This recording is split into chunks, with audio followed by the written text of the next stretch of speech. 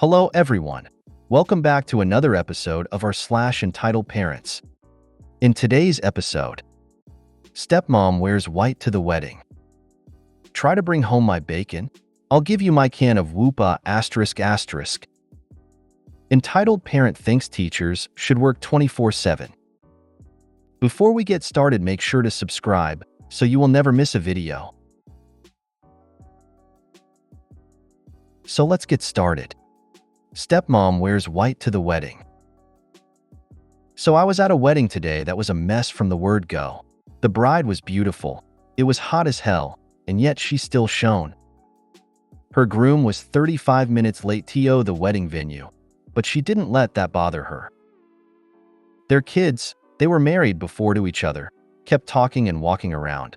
Once the 3-year-old almost toppled into the pond, the bride was graceful and all smiles.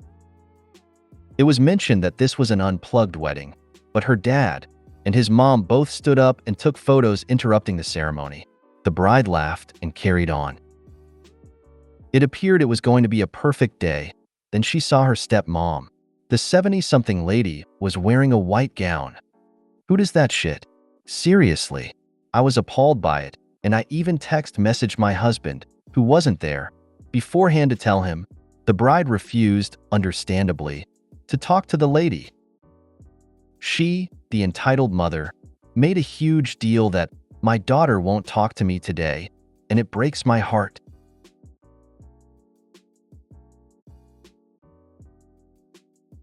The bride was epic though. She finally looked at the 70-plus baby and said, "My 3-year-old knows that you don't make scenes like that in public without repercussions." The EM acted shocked and said, "Well, I don't know what you mean." The beautiful bride just said, "You know full well that you don't wear white to a wedding, so sit down, shut up and have fun, or leave." I was impressed. Not as climatic as some, but it was amazing in person. Edit. There seems to be some confusion, so I'll attempt to clear a few things up. I am not the bride. I haven't been a bride in well over a decade. I realize in some cultures this is not a big deal, even within the USA. However, in my area of the United States, this is considered rude and disgusting behavior. And since her stepmother has been her stepmom for 20+ years, she knew this wasn't appropriate. It is commonly known by the majority of people that women don't wear all white gowns to a wedding. It was not a traditional ball gown, but a gown nonetheless. White is reserved for the bride only, and it's considered rude and a slight to the bride to wear white. I worded it poorly. It should have read, "their kids," as the 40-plus-year-old couple were married before to each other and had multiple children together. This is indeed my experience. I'm sure there's been other stories about people wearing white, maybe even a mom/mother-in-law/stepmom/cousin/sister/friend, but I experienced this yesterday. If we're going to rip off someone else's story, it would have been more epic than the daughter just telling her stepmother to shut up. Seriously. This bride has some patience that I don't think I'll ever possess. I hope she still had fun and didn't let that bother her too much. I know how stressful that stuff can be. She looked like she had a completely wonderful time. She and her groom looked like the day was beyond special and exactly what they wanted. I want a medieval wedding. No one will be able to copy me because they won't know where I'm getting my dress/armor. Yes, and the groomsmen can wear swords, which is totally why the role exists. Basically, I know 2 rules about wedding etiquette in American culture. At least 1, don't wear white. 2, don't propose at someone else's wedding. I know that because pretty much everyone knows that, especially rule number 1. You have to assume that anyone over the age of 12 knows that rule. My sister wore her wedding dress to my brother's wedding. Try to bring home my bacon? I'll give you my can of whoopa ***. EP equals entitled mom. ED equals entitled daughter. Me equals me. MIF equals man in front. Butcher equals the butcher. So it was announced Monday that my state would go to emergency travel only, which includes necessary essential professionals and grocery/pharmacy/necessary care. Needless to say, the world around me got very entitled very fast. Like many others, Elle experienced lack of items on the shelves, empty shelves, people who looked like doomsday shoppers buying anything they can find, etc. I was already out grocery shopping before the announcement came across, and I tend to go to smaller stores and off hours as much as possible to get my goods if I don't do pickup or delivery. 'Tis the life of an immunocompromised person, but I digress. I went to the Amish stores to get goods because around here there are Amish and Mennonite not too far from my city, and they have great deals on staples, plus they are not crowded, and all but ignore me unless necessary. The limited stock means most English, as they call us, only shop there when they are retired or can't get stuff and they live in the tiny town adjacent to my larger city. I got flour, side note look online, and in stores it's unavailable everywhere, yeast and some other things, but they didn't have any veg or meat. That happened since they open at 7 and Amish and Mennonite get up early and it was 10.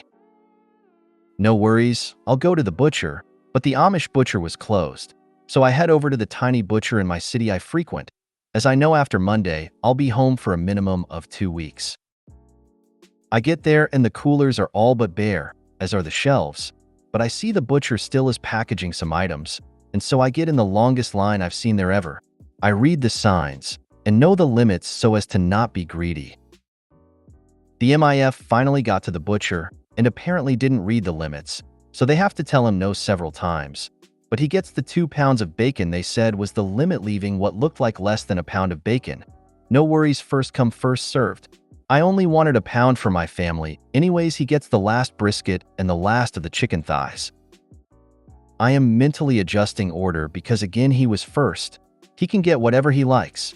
Halfway through his order I notice EM and ED are talking loudly behind me, almost telling me how I need to order and not order things because they wanted them. I ignore with the best of them, but they keep getting into my personal space and talk about their needs because they're a family, because good moms never shop alone. It is my turn to the counter and EM says to the butcher, "Can I go first? I'm in a hurry, my family needs us to get home. I care for my diabetic son." He says, "That's up to my Bachofkrazy 07, she was here first." I respond, "Actually, I am immunocompromised, and my diabetic husband has our young boys at home." She huffs but knows that she won't be getting ahead of me.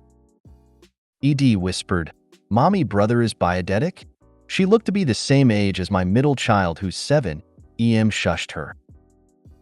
I order the bacon first, saying with a smile, "I would like a pound of bacon, but it looks like it might be shy of that. So I'll take whatever's there if that's okay." Butcher's name? M loses her shit. "You can't to that. She can't take all of the bacon. That's not fair. My family needs it." I roll my eyes and keep going. She pokes me, "You did that on purpose." I said very calmly, "I am a teacher, and I have worked with the students on house arrest for years, so temper tantrums are my daily routine when not off because of COVID-19, and nothing makes them angrier than a calm, rational response. Don't put your mitts on me." And I usually get 2 pounds wrapped separately, so my less than a pound order is nothing. I turn around and she starts telling ED that I'm mean and I'm taking ED's bacon.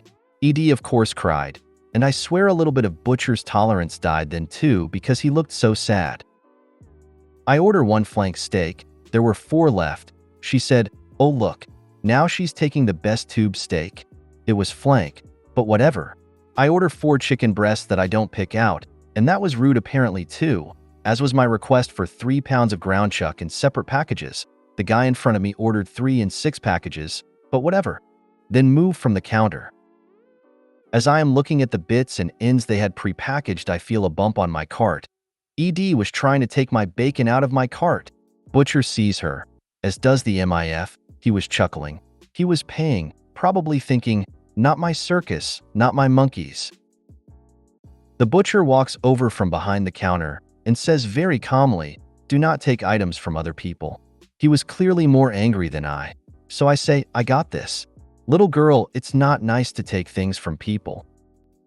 M says, "Don't talk to my sweet girl like that." I was legitimately using my nice teacher voice. Butcher walks over to the cashier, who looks appalled and unsure what to do about this all, and says something. I then walk over and check out. Butcher PMs me later on another app. I go there often, and he's a friend of a friend. He said make sure that I get the bacon or he'll call the police. He waited until I left before telling EM she is banned from the store and she won't be getting her order. She had to make do with whatever she got at the big chain stores, which according to my husband's photos, he went to get the week's milk and some veggies, was next to nothing. Don't be a jackhole to small business owners, they'll ban you. Can't wait to see if I get that little girl in my class one day. Sorry I wrote a novel. This is what happens when there's no corporate to threaten the guy behind the counter with. EPs in a nutshell. EP. To manager, how dare you not let me get all your bacon? I'm a poor mother and I need bacon. Has 8 packs of bacon in her cart already. OP. Has 3 packs of bacon in her cart. EP. How dare you take 3 packs of bacon? You are so selfish. Give the bacon to me. I'm surprised you stayed so calm. I'd usually get grouchy if I had my bacon stolen / almost stolen. Nice job handling the situation and stay safe. Entitled parent thinks teachers should work 24/7. So as stated in I Am a Teacher, I teach 6-8th grades in the United States public school system. So English is my first language, all the usual hoopla about mobile phones, etc. The cast EP equals that wonderful entitled mother. ES equals entitled student. Me equals my batch of crazy. EA equals entitled administrator at my school. Anyone who wants to read this on your own tube has my permission. So I have been teaching this year a simultaneous hybrid model, meaning I'm teaching via Zoom while I have half of my students tuning into Zoom and the other half is sitting in the classroom with me. It's whatever, I managed, until 2 major events happened. I'm extremely immune compromised thanks to being back on chemo. I'm lucky it's not too bad for me, but one of the major side effects is a heart event, which I had and was hospitalized for a while, then returned home and school because I love my kids. Once I returned a few weeks later, I got COVID, as did my family, so I've been teaching via Zoom while a sub, or basically an adult body, is in my classroom with the in-school kids, but again, they get the information and education they deserve. With COVID, I only took off 3 days because, again, I love my students and I could wear my pajamas on bottom and teach. All this to say my grading was a bit behind what it should have been. Not horrible, but maybe 1 week behind. I updated it all this week. It is also the end of the half semester and end of the whole of semester 1. Needless to say, kids are a bit frantic in general, even with teachers who have been up to date 100% of the time, to get late work turned in, and we were mandated to accept all late work without penalty up until Friday, our last day this up and coming week. Now this isn't my first rodeo. I know kids always ask for extra credit at the last minute, so I had the bright idea to post extra credit on our school website specific to my area. I did this in October, I added to it in November, and the first week in December. I mention it every week too, yet kids are kids and humans procrastinate, so I have to answer calls and emails over the weekend. It is mandated we do this for 1 hour one time over the weekend, either on Friday, Saturday, or Sunday, but I often do it as they come in. I can access my account on my phone, but given how sick we all still are here, I've limited it to 1 hour, Saturday morning at 7 a.m. This is finally where my ramblings get good. So I got 9 text messages from EP on Friday, ranging from 6 p.m. to 11 p.m., asking me to contact EP and ES immediately. Yes, she has my Google Cell hashtag, all parents have to have access to us. I ignored them because 1. School ended at 2 p.m. and my contract hours ended at 2:45. We are in before 6 a.m. under contract due to bus shortages. 2. I have a life, a family, and deserve time off. 3. I was on TikTok and Reddit. 4. I had 2 glasses of wine. And 5. I was still not feeling wonderful and wanted to watch silly Christmas movies and drink hot cocoa with my family because I was out of wine. LOL. I know it's not an emergency. I am not a medical doctor, and anything they might need from me can wait until Saturday. I went to bed, and on Saturday at 7 a.m. I opened my emails. 12 from EP, 6 from ES, and 2 from EA. Great. This should be fun. EP and ES are mad that I didn't ask how high when they said jump and respond to their emails because ES has a C+ and wants an A+. What does ES need to do? EA was CC. D on these emails, and EA has asked in email 1 if I got the emails and email 2 to CC them when I respond. EA has been extra nitpicky with me this year because of above-mentioned absences, but whatever, I follow the CYA rule of thumb and follow all district and contract rules and policies. My response was this at 7:13 a.m. on Saturday: Dear ES and EP, I have received a combined 27 texts and emails from you on Friday. Thank you for being understanding when I say that unfortunately I wasn't able to respond until today because I had prior engagements. I see that ES has 4 missing assignments that still can be done. There are how-to videos attached to the assignments on the school website page under my class if ES needs help before Monday, and I have 6 extra credit assignments also posted there that ES is welcome to do as well. Combining this with the late work, review the online gradebook and look for the red box with a 0 in it, or I have attached the titles and dates when these were due for you along with links to turn them in. This should put ES over the top. Thank you, and if there are any further questions, I can be contacted at insert school number or via the methods you already used on Monday at 6 a.m. Thanks. ES wrote back, I don't want to do them. Isn't there something else I can do? And CC, DEP, and EA. So I actually respond back with reply all saying, wow, you just caught me before my office hours were over. No, unfortunately there is nothing further I can offer you for extra credit, but I can help you. I'll even do a one-on-one Zoom Monday if you struggle. I will talk to you on Monday about this option. Have a good weekend. I'm going to drive the tree festival tonight when it gets dark because we can stay in our cars. Time busy kid. Mom immediately writes back, ES does not like the options you gave us. Give us different options. This is ridiculous. I pay my taxes. You work for me. You need to answer when I message you. Asking me to wait until the next day is stupid. She wrote it like that. I am your boss. I'm copying EA and you'll get in trouble for not offering ES other options. ES should not have to do stuff EA doesn't like. I laugh at this but do not respond. EP sent it at 8:45 a.m. after all.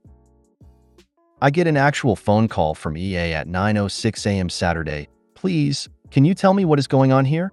I respond that ES has missing work and did not like any of the 6 options I had for extra credit to bring ES grade up from a C+ to an A.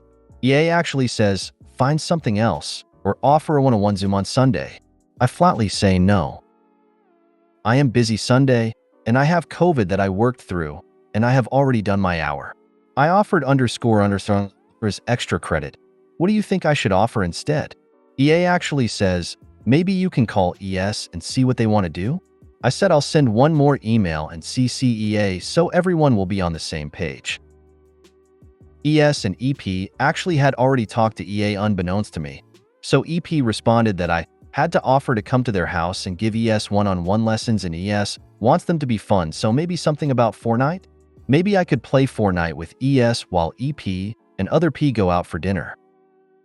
Great, now I'm being told to be a free babysitter and I am not allowed to tell anyone that I have had COVID, so I can't use that as an excuse. I respond that will not work, and that is not a good substitute for educational work. My EA actually said I should consider it and think of it as a bonding experience for my student and myself. Just maybe not during dinner time. Mom and Dad should probably witness it. Again, I said, no, per my contract I do not and will not do that, and I will not reply further until Monday. Oh, I already have my union rep coming in for this. This, my friends, is what happens when you teach at a Title I school and you have a handful of rich kids that the administration wants to appease. I'm assuming because their tax money funds us more than the rest of my kids' parents combined. Now it's 1:34 a.m. and I cannot sleep worrying about tomorrow. If you stayed to the end, good on you. That was too long. I'll post an update tomorrow. Update number 1: my union rep and her higher-up met me this morning via Zoom before we met with EA. He, EA, came into the Zoom all happy-go-lucky and chatty. He does this when he knows he's in the wrong. My union reps saw right through the facade. I'll call building rep UR1 and district UR2 for ease of typing. UR2, Mr. EA, can you please explain what you feel happened with Mrs. My batch of crazy, EP, and ES? EA. Well, EP and ES contacted my batch of crazy with a request to help ES get his grade up. And at this school, we require 1 hour outside of school hours for office hours every weekend. But my batch of crazy didn't respond in a timely manner. So EP contacted me and gave a suggestion of a one-on-one meeting, like my batch of crazy often does. But my batch of crazy refused to accommodate the request. Yes, he actually said that, and yes, I do see the writing on the wall, but I'm not too worried. I think he is on his way out. You are too. Where in the contract does it require that? You know that hours outside of contract cannot be required without making changes to the contract with approval at the district and union level. ES1, did you know about this? You are one. Yes, it is new, and I was going to bring it up at the next union meeting. My batch of crazy, can you please share with us what you feel is the truth? I share the facts with emails and texts printed out, as well as the extra credit assignments. You are too. I am unsure how this is a reasonable request. Can you please elaborate on what you think is appropriate about asking a teacher to be a babysitter? We are not babysitters, and lists a bunch of union bylaws supporting not working mandatory hours outside of contract hours without pay, and then something I think was from the district about who is and who isn't required to visit students at home. Some kids need home visits for support reasons. I am clearly not in that group, and it is specifically spelled out as such by UR1 and 2. I say nothing. He says nothing, but is becoming redder than Santa's suit. I was embarrassed for him. UR2 says something about needing to confer with the union, but asks why EA thinks he is above the district rules and union contract. EA said something like, "We live in the gray area. Nothing is black or white, and we need to do what's best for our students and families, even if it means a sacrifice to us personally. We are in unique times." Before he finishes that thought, UR2 abruptly says, "No, and it is clear there is going to be no resolution today." My batch of crazy, UR1, we will be leaving now. I'm sure you have things to do. Nothing further shall be spoken about this to my batch of crazy regarding this EA, until you have heard from another union person, what their title is. I've never been very union active, so. Edit number 2, an official memo came from our superintendent this afternoon that basically said, teachers are not required to work outside of contract hours, and no one may mandate otherwise without district approval. There should be no office hours outside of contract hours on nights and weekends without a sign letter from the superintendent. Content area teachers are not required to work outside of contract hours at different locations unless approval from the district level, unless they are contracted to coach, drive, etc. When abnormal situations arise such as public health crises, and when the need arises, whether related delays or closures, or other emergency situations, only the district heads may mandate locations outside of the physical school buildings, including but not limited to teleteaching and other forms of non-in-person on school grounds. These may not be made by anyone outside of inserted list of approved district personnel, not local school level administrators, and anyone who has any questions may email list for approval. They also attached a copy of a form that teachers will have to fill out if they want to do what they called private tutoring, that the adults over the age of 18, the teacher, the school admin, and the HR heads must all sign, that says that the teacher is doing this not in their official capacity as a district educator and is not affiliated with the district in this position. The school district may not be held liable, and that students should consider the free mentoring programs held at certain times and on certain days at the school by paid educators who agree to this service. Final edit. I think. So my student is still in my class, their grade is still the same, and no one can force me to change their grades, nor can anyone override my grades in this according to what my union reps have told me. I cannot speak to sources, but many have told me that this administrator is on their way out for various reasons of overstepping, favoritism, and retaliation. That is all I can say. Okay, real final edit.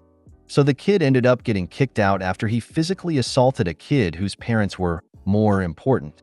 The EP and EK claimed that the admin were discriminating against them, causing my old principal to be set out on leave for an investigation. They posted my name in the school board minutes for my leave, causing it to be a bit more difficult to get a job, but I quit there after being offered 3 jobs in nearby communities. I adore my new school and I am actually quite happy because I would have stayed there until retirement and been miserable. I am very passionate again about teaching and am loving life. That is intense. Can't believe they expect you to respond any time of the night and have to come over to their house during COVID. Even without COVID, why the hell would a teacher come over to a student's house to do something fun or about Fortnite? You literally gave them so many options for extra credit. They should be grateful that you even gave them any extra credit work to begin with. Part of the issue is we have 3 or 4, just out of college, teachers who don't have kids or anything to keep them away from doing things like this, and sadly they do, frequently. The whole concept of extra credit is so strange to me. I live in a country where this doesn't exist, and if we turn in an assignment even 1 minute late, we automatically get a 0. I don't think anyone at my school has ever complained. With those reasons, I think you have probably given that student so many opportunities to get good marks. So let me know if I'm getting this right. You gave the kids 6 options and plenty of time to improve their grade. Everyone and their mother was mad at you for not being available to work 24/7. Instead of being gracious and thankful for the opportunities, the EP decides that a good compromise would be for you to babysit her kid at her house while he plays video games and give him an A during a global pandemic, while the EA knows you have COVID. Did I miss anything? That sums it up. I'm going to post an update during my prep. If EA thinks it's a good idea to babysit, EA should do it. If you made it to the end of the video, thanks for watching. Don't forget to like, subscribe and share, and we will see you in the next video.